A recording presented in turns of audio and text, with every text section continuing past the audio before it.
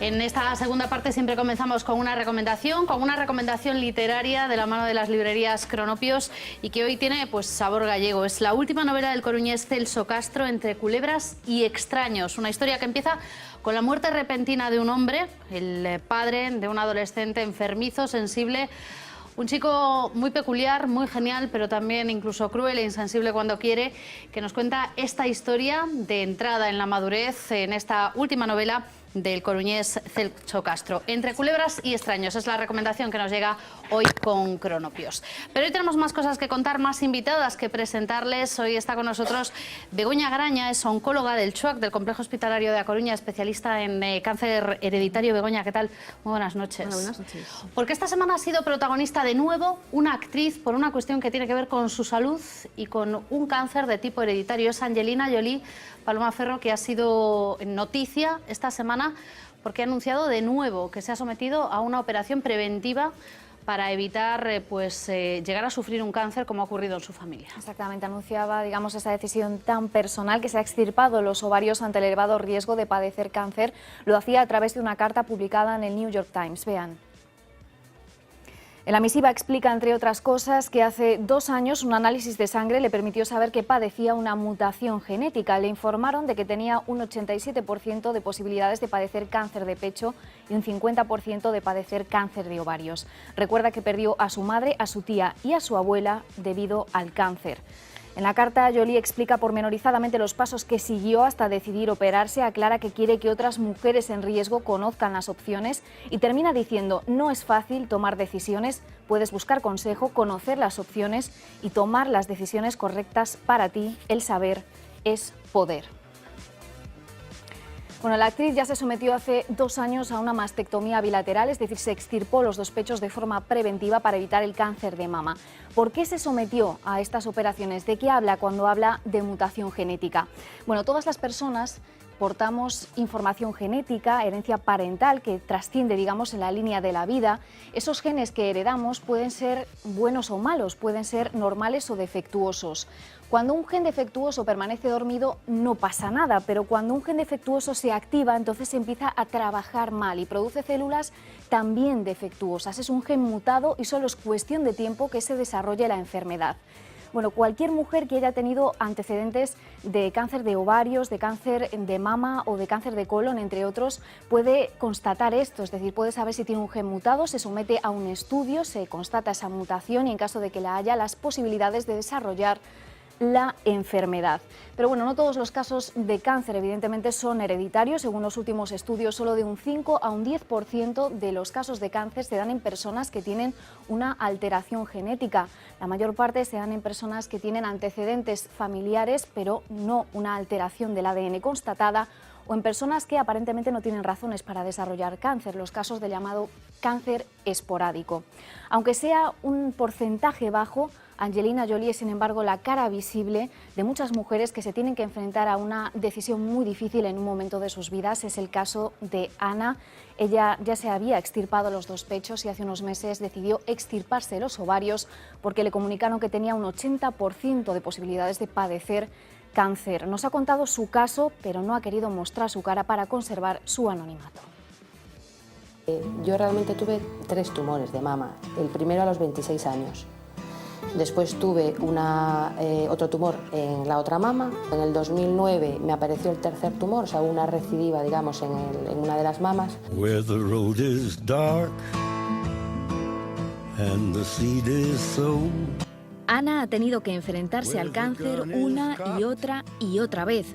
Fue después del 3er tumor de mama cuando decidió quitarse los 2 pechos, porque un análisis de sangre desveló lo que ya se temía. Te detectan que tienes una determinada mutación, en este caso la que tengo creo que es BRCA1. Una mutación que multiplica sus probabilidades de padecer cáncer, no solo de mama, también de ovarios. Por eso Ana, en noviembre del año pasado y por recomendación de su oncóloga, decidió practicarse también una ovariectomía preventiva. O sea, la decisión la tomé de manera inmediata. Lo que sí estuve dudando es en extirparme lo que es ovarios y trompas o también el útero. Sencillo, desde luego, no es. O sea, yo de hecho tengo compañeras que han pasado por lo mismo que yo y que han decidido no hacerse la cirugía. Y es que las extirpaciones profilácticas sitúan a las afectadas en una encrucijada. Puede de alguna manera crear una ansiedad en la paciente en el sentido de no tengo dolor, no tengo nada, ¿y por qué me están diciendo que yo tengo que extirparme? Veo ese temor y tengo miedo que esto pase, pero parece que siempre lo quiero retrasar porque justifico, puedes negar esa situación, ese resultado que te han dado y pensar que se han confundido. A lo que se unen las presiones laborales, porque sí, la discriminación sigue existiendo. Fui testigo como una paciente que hace 12 años vino conmigo a un programa de televisión, le estaban haciendo una entrevista, pasó el primer, digamos, que la primera criba, en la segunda salió el programa. Y cuando volví a esa segunda parte de la entrevista le dijeron, mire, usted no, porque hemos visto que usted tiene el cáncer y puede tener una recaída. Para Ana, este paso ha supuesto ganar la batalla definitiva. Como diciendo que a mí el cáncer no me va a ganar, que le voy a ganar yo a él y que yo voy a seguir mi vida, que voy a estar genial. looking for a sign. Bueno, un placer estar con Ana y escuchar la determinación y la fuerza con la que habla, ¿no? Después de la dura vida que ha tenido. La verdad es que sí, la claridad con la que habla. Decía Begoña hace unos días en un artículo de La Voz de Galicia que todas las semanas hay angelinas gallegas. Sí, hoy mismo en la unidad de mama del CHUAC pues hemos atendido a varias mujeres. Algunas acaban de ser vistas por el servicio de genética del hospital, tenían una confirmación de que eran portadoras de mutación y empezamos a organizar opciones que tenían, ¿no? Porque la cirugía es una opción. Pero hay otras. Hay otras, ¿no? Sí que sabemos que en portadoras de mutación estamos hablando de una población muy concreta, es una población pequeñita. Son mujeres que tienen antecedentes de cáncer de mama, que esto es muchísimo, alrededor de un 30% de la población puede llegar a tener antecedentes de cáncer de mama. Esto no quiere decir que sea hereditario. Sospechamos porque esto es una frase que a mí me gustaría, Begoña, sí, que aclares, porque esto genera muchas dudas y yo creo que todas estamos muy sensibilizadas con esta cuestión. Todos los cánceres son genéticos, pero no todos son hereditarios. Claro. Y esto es una diferencia que hay que tener muy clara. Genéticos es porque en realidad el cáncer no es una enfermedad, son un conjunto de enfermedades, pero se caracterizan por una alteración en el ADN, lo explicabas muy bien antes, a nivel somático, donde de repente una célula pierde el control y empieza a crecer descontroladamente. Tenemos dentro de nuestro cuerpo sistemas de corrección de los errores del ADN que están realmente muy perfeccionados y se suplementan unos a otros, pero a veces realmente el cáncer es una enfermedad egoísta, son células que empiezan a crecer, se convierten en inmortales. Las células cuando pierden el control están programadas para suicidarse, proceso que se llama apoptosis. Entonces, todos los cánceres son genéticos en relación a que hay una alteración en el ADN. Lo que pasa es que hay un porcentaje pequeñito de la población que heredan alteraciones que facilitan la aparición de la enfermedad, ¿no? Por así decirlo, es como si jugasen a la lotería, pero tienen más boletos. Pero aún así, aún siendo portador de mutaciones graves en BRCA1, al final de la vida, el riesgo acumulado hablamos que es del 80%, pero no es el 80% en todo momento, ¿no? A los 20 años el riesgo es prácticamente cero. Va pasando el tiempo, pasado los 30 años, sobre todo entre los 40 y 50, ahí la pendiente, la incidencia se eleva mucho, ese riesgo va aumentando con el paso del tiempo, pero no es el 100%. Es decir, cuando, por ejemplo, Angelina Jolie explica que a ella le dicen que tiene un 80% de desarrollar un cáncer de ovario, precisamente por esa mutación genética, de mama, se refieren a todo el periodo vital, es decir, no es que en este momento tenga un 80%. No, a todo su periodo, al final de la vida, cuando llegue a los 90 años, su riesgo acumulado será del 80%. Pero todos tenemos familias en las unidades de alto riesgo, de consejo genético, donde tenemos, pues resulta que sabemos que hay mujeres que son portadoras, pero llegan a una edad avanzada y jamás desarrollan ningún problema. Por eso es importante a la hora de informar adecuadamente. ¿De cuáles son las opciones? Las opciones y en qué momento, ¿no? Claro. No es lo mismo asesorar a una mujer portadora de mutación a los 25 años que a los 50 años o a los 40 años, ¿no? Hay pues, decisiones reproductivas muy importantes que tienen que tomar. El tema de la oroplectomía implica una menopausia precoz, entonces hay que valorar, sopesar muy bien el riesgo-beneficio, cuando se debe de plantear en esta población de altísimo riesgo, ¿eh? Estamos hablando que no es para toda aquella persona que ha tenido cáncer de mama en su familia o cáncer de ovario. Claro, ¿y cómo se discrimina? Porque estamos hablando de que se realiza una prueba, pero ¿a quién se le realizan esas pruebas? ¿Quién es una población diana para llegar a esta investigación? Hay unos criterios de sospecha clínicos que ahora mismo conocemos todos. El médico de primaria realmente es el primero que lo tiene en mente. Pues por ejemplo, ¿cuándo podemos sospechar que estamos ante un caso? Pues una mujer que ha tenido cáncer de mama por debajo de los 35 años, ¿no? Cumpliría criterios de sospecha y podríamos plantear hacer un estudio genético de BRCA1 y BRCA2, sabiendo que hay muchos más genes a día de hoy que están implicados en el riesgo de cáncer hereditario que no podemos analizar. De hecho, familias de altísimo riesgo, solamente el 30% encontramos mutación de estos genes.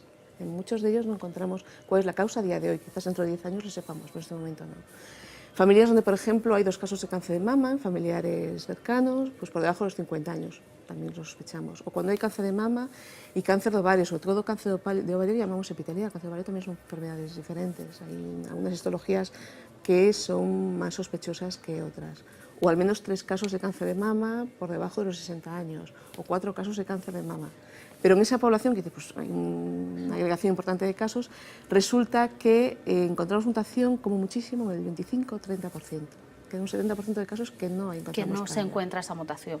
Claro, yo no sé si vosotras tenéis un poco la sensación de que con lo que ya se viene a llamar el efecto Angelina Jolie, sí, en este caso, se pueden generar incluso más dudas, Pilar.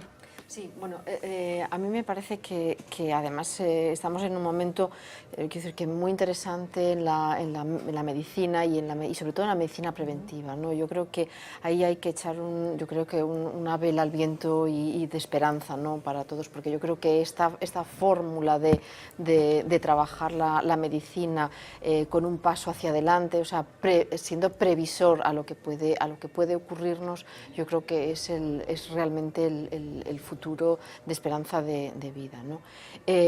Sí me decías, el hecho de que una persona como Angelina Jolie pues, pueda ser un poco la abanderada del conocimiento de esta situación hace que sentirnos más sensibles. Sin embargo, yo creo que el trabajo que vosotros hacéis es muchísimo mayor, porque realmente esto se lleva haciendo desde hace un tiempo, es un trabajo muy silencioso que se hace con los medios, pero que bueno, que la abanderada sea una persona como Angelina Jolie es muy importante para el conocimiento, pero que vuestro trabajo es muy importante a pesar de lo silencioso que es, ¿no? Es una celebrity para el mundo anglosajón, mucho más que para nosotros, ¿no? Incluso los ingleses publicaron hace unos meses un artículo donde analizaban el impacto que tuvo su carta abierta en el New York Times en el 2013, donde es cuando ella habla que acaba de realizar una cirugía profiláctica mamaria con reconstrucción inmediata. Entonces calculan que doblaron las derivaciones de 2000 y pico que tenían años mujeres que solicitaban valoración de unidades de consejo genético en Inglaterra, pasaron a más de 4000.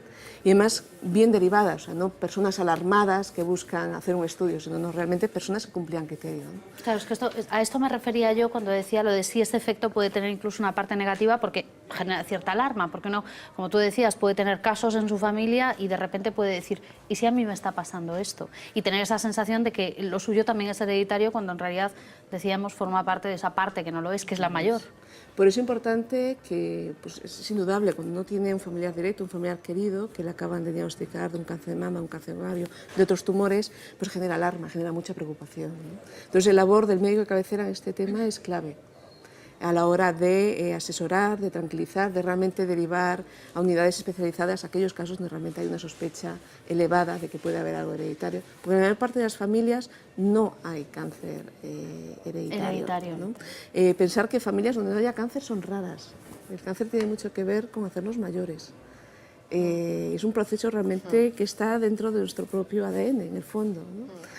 Y... leí hace unos días en un periódico una entrevista con un médico que decía viviremos 100 años, pero ¿a qué precio? Pero cada vez, pues que hace 100 años, pues la esperanza de vida igual eran 40 años, claro, en España, ¿no? Claro. Entonces lo que ha mejorado. Y en el fondo todo esto, comentabas, creará alarma. Lo importante es que las personas estén bien asesoradas, ¿no? Y tengan conocimiento. Y tengan el conocimiento, pero un conocimiento bien fundamentado y que ellas decidan. También, porque igual para algunas mujeres hacer una cirugía profiláctica mamaria es cierto que disminuye el riesgo de cáncer de mama pues por encima de un 90%, pero no al 100%, no hay nada en medicina que funcione al 100%, ¿no? Y eso lo tenemos que explicar muy claramente. Pero esto es a costa de una cirugía que es muy agresiva, no es cirugía estética, son varias operaciones en algunos casos, entonces uno tiene que realmente valorar si esto le compensa, porque hasta el momento este tipo de cirugía mamaria, me refiero, no ha demostrado mejoría en la supervivencia. Entonces, la ovárica sí. La ovárica sí. ¿Por qué? Porque el cáncer de ovario, cuando aparece, importadoras de mutación, el riesgo acumulado es al menos un 40%, cuando la población general es menos del 1%, porque tienen 40 veces más de riesgo. De una enfermedad que no podemos hacer diagnóstico precoz. Angelina lo contaba muy bien, lo que le ocurre en unas semanas previas de operarse, pues que le hacen unos marcadores que se elevan, le indican incluso hacer un PEC-TAC, una serie de cosas, y es una auténtica confusión, un caos, y es cuando alguien le plantea el seguimiento, el chequeo, no sirve para cáncer de ovario. Realmente lo único que ha demostrado mejoría de la supervivencia es la extirpación. La extirpación. Porque cuando aparece el tumor, generalmente son tumores avanzados. Más del 80% son en estadios localmente avanzados, estadio 3. Y la posibilidad de curación es remota, en la mayor parte de los casos. Por eso una cirugía radical, que es extirpar los ovarios y las trompas, ha conseguido demostrar, y además esos son datos muy consistentes en la literatura, mejoría de la supervivencia. Mariluz, yo no sé cómo ves tú todo lo que está avanzando, también lo decía Pilar antes, esa prevención, incluso también esa comunicación entre las propias mujeres. Antes veíamos ese caso que nos contaba la psicóloga, de un caso pues, de discriminación laboral por un caso de cáncer, la comunicación y el estigma que todavía supone decir determinadas cosas o que se ha hecho una operación determinada. Claro, es que tenemos mucho miedo, ¿verdad? Es que el pavor, yo creo que a lo mejor no sé si es que al oír la palabra cáncer no la queremos ni llamar cáncer, es decir, si tenemos algún problema en la familia, o sea, da miedo, ¿no? Eso de decir, de utilizar la palabra, pero a mí me gustaría, o sea, me encanta todos la labor esta de preventiva, sobre todo esto que hacéis vosotros, realmente ¿podría ser un protocolo habitual como, por ejemplo, bueno, es una pregunta a lo mejor que es así como muy simple la mía, así como cada 2 años, a partir de una edad determinada, las mujeres se nos obliga, entre comillas, ¿no?, a hacernos la mamografía, ¿no?, para la posible de que se detecte precozmente el cáncer de mama? ¿No se podía también, pues preventivamente, no sé si sería, sin ser dentro de un ámbito de riesgo, de unas personas que tengan ese alto riesgo, no se podía hacer ampliar las pruebas, ampliar las pruebas? No, ampliarlas no, hacerlas. Es decir, lo mismo que se hacen a determinada edad las mamografías, porque sí, por protocolo, ¿no? Porque para prevención. Son cribados poblacionales. Sabemos que el cáncer de mama es una enfermedad muy prevalente. O sea, 1 de cada 10 mujeres vamos a tener cáncer de mama. En España, los últimos datos que tenemos son en el 2012, se diagnosticaron 25.000 casos. Y el número de lo que llamamos prevalencia, casos acumulados en 5 años, son 100.000. Entonces, como es una enfermedad tan prevalente, se ha visto que hacer mamografías entre los 50 y 65 años cada 2 años permite, como pescar de la población general, tumores y hacer diagnóstico precoz. Pero esto incluso hay dudas en la literatura cuánto es el beneficio. De vez en cuando hay artículos que dudan de cuál es el beneficio del cribado de cáncer de mama, que parece algo muy establecido, sí, y que nadie duda, pues se cuestiona cuál realmente es el efecto, si realmente mejora la supervivencia a largo plazo o no. Con lo cual, hacer un montón de pruebas, a día de hoy uno tiene que hacer estudios que realmente demuestren su eficacia, porque hacer pruebas también tiene sus riesgos. Para el cribado de cáncer de ovario, no hay ninguna prueba que ha demostrado mejoría, ni siquiera en población de altísimo riesgo como de la que estamos hablando. No consigue detectar tumores de manera precoz. Entonces no se deben hacer pruebas marcadores, como nos preguntaban antes, o exploración por si acaso, porque no es efectiva y crea muchísima ansiedad.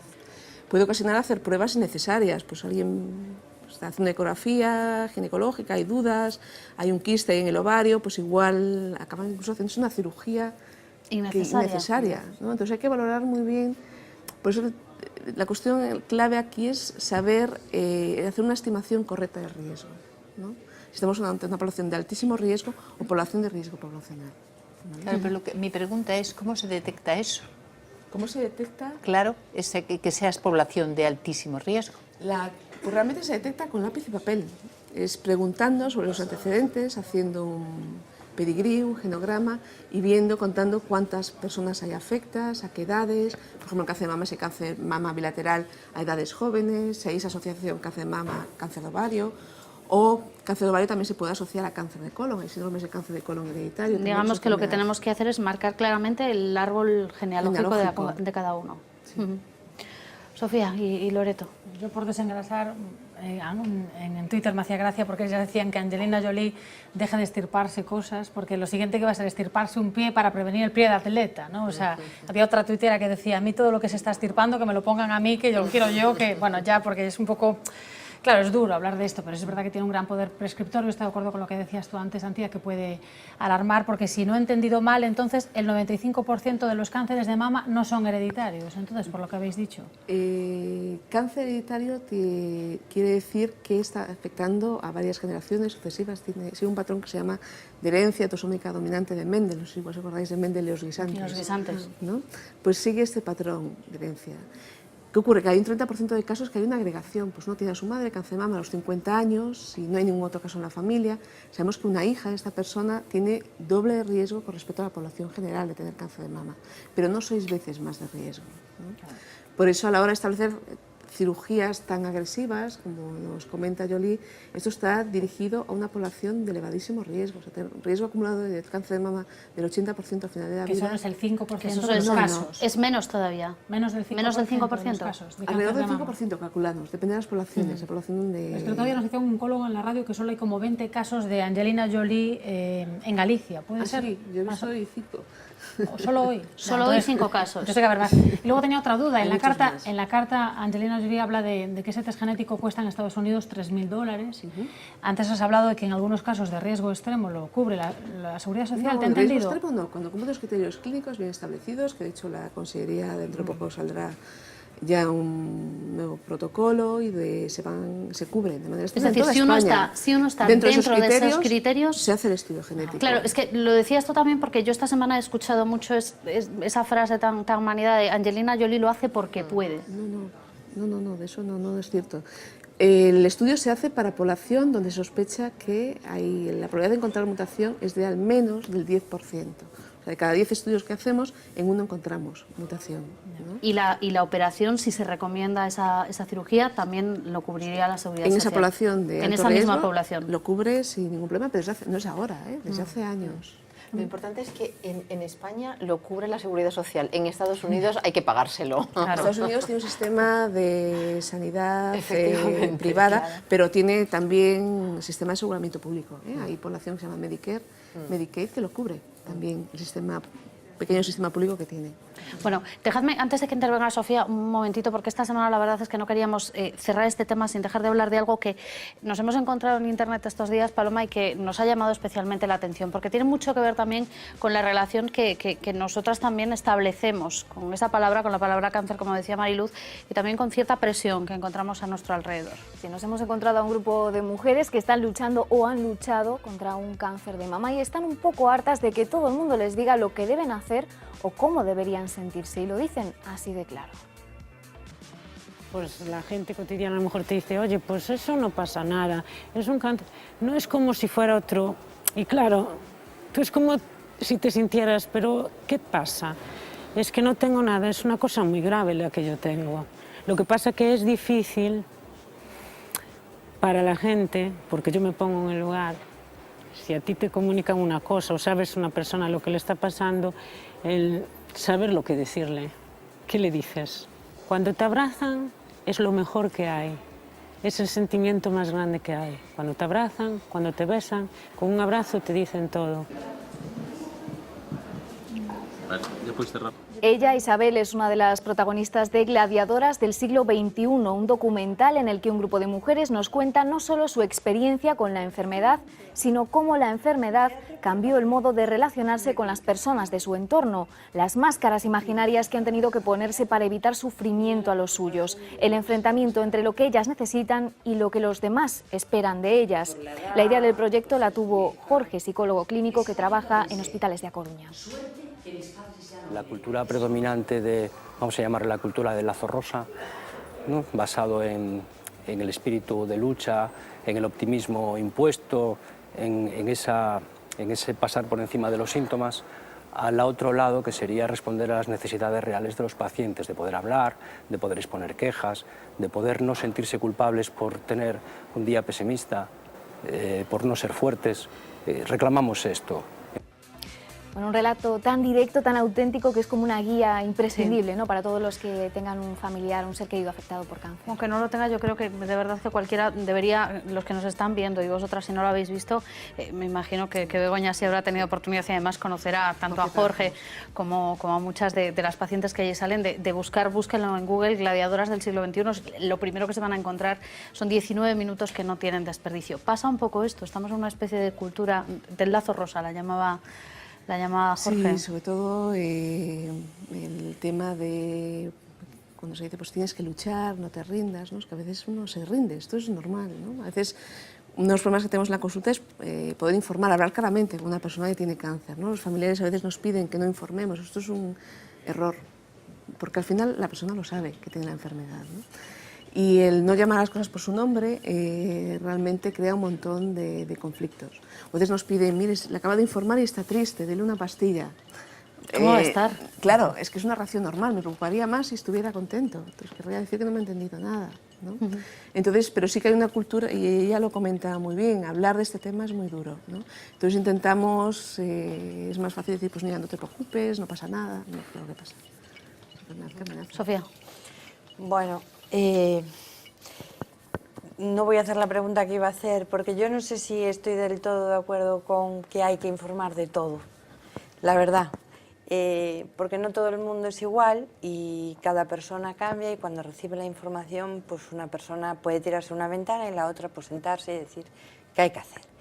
Y el que está enfrente un ratito, y a lo mejor los que están por al lado pues están al lado más tiempo, ¿no? Entonces yo, con ese criterio médico que cada vez está más extendido, no sé si siempre estoy de acuerdo. Creo que en unos casos a lo mejor sí, otros no, pero bueno. Pues esto es la ley de autonomía del paciente, ¿eh? El paciente tiene derecho a saber. Eso no quiere decir que informemos diciendo, tiene usted cáncer y se va a morir dentro de 5 años, no es esto, ¿no?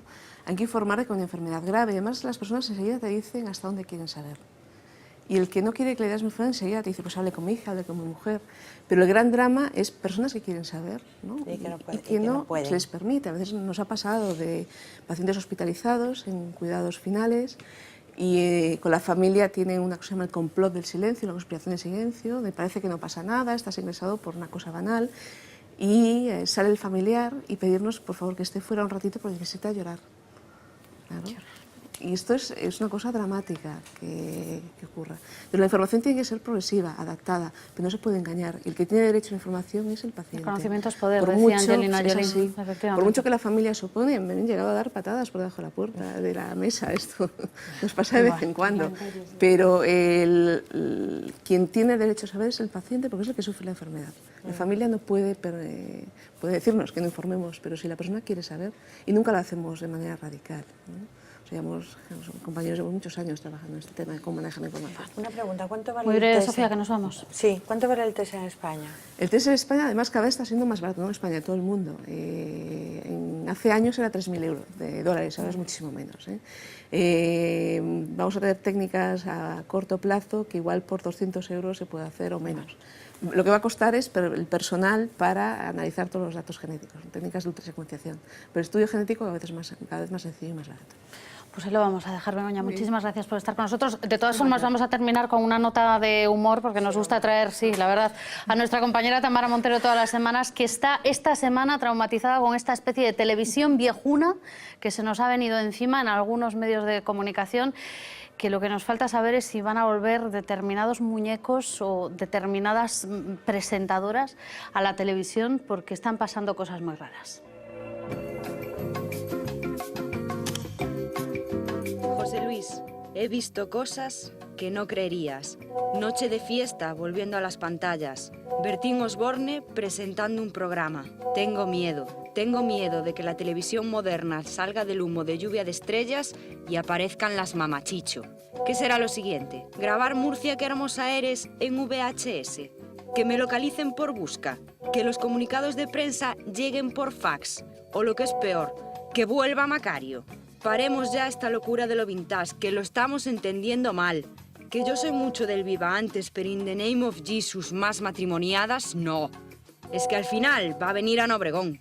Ahora que nos habíamos deshecho del euroconector, José Luis, ¿qué nos estás haciendo? ¿Qué nos estás haciendo? Postdata, no me denuncies, que tienes la querella muy floja. Esta es mi humilde opinión. Antebrazo. Bueno, pues así nos vamos hoy. La semana que viene no estaremos, que es fiesta, descansamos, pero volveremos ya la segunda semana del mes de abril aquí en La Otra Vía. Disfruten de estos días y hasta pronto.